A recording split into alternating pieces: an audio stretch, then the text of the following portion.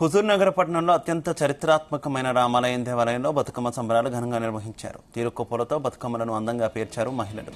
అత్యంత భక్తి శ్రద్ధలతో బతుకమ్మలకు పూజ నిర్వహించారు. ఆటపాటలతో సందడి చేశారు.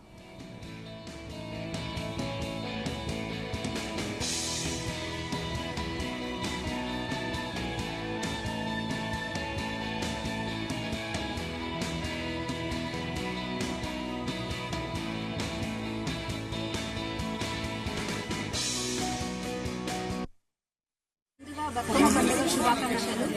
జీ తెలుగు ప్రేక్షకులందరికీ కూడా బతుకమ్మ పండుగ శుభాకాంక్షలు.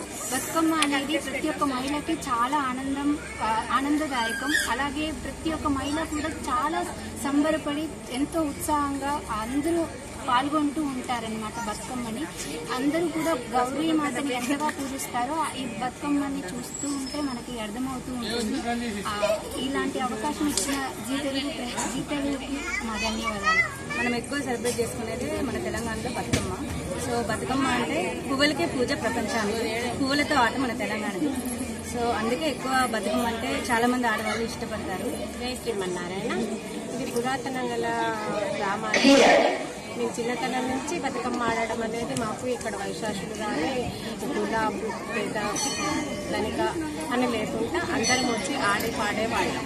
మధ్యలో బ్రేక్ అయింది. అటు తర్వాత ఇప్పుడు తెలంగాణ రాష్ట్రం ఏర్పడిన తర్వాత దీన్ని ఇంకొంచెం బాగా ఇట్లా పెంపొందించడం జరిగింది. ప్రతి సంవత్సరం కూడా మేము మహిళలం అందరం వచ్చి ఆడి పాడి ఈరోజు 5వ రోజు అట్ల బతుకమ్మ కనుక ఈరోజు మేము మహిళలందరం వచ్చేది ఇక్కడ బతుకమ్మ ఆడి పాడి మేము సెలబ్రేషన్ చేసుకుంటాం.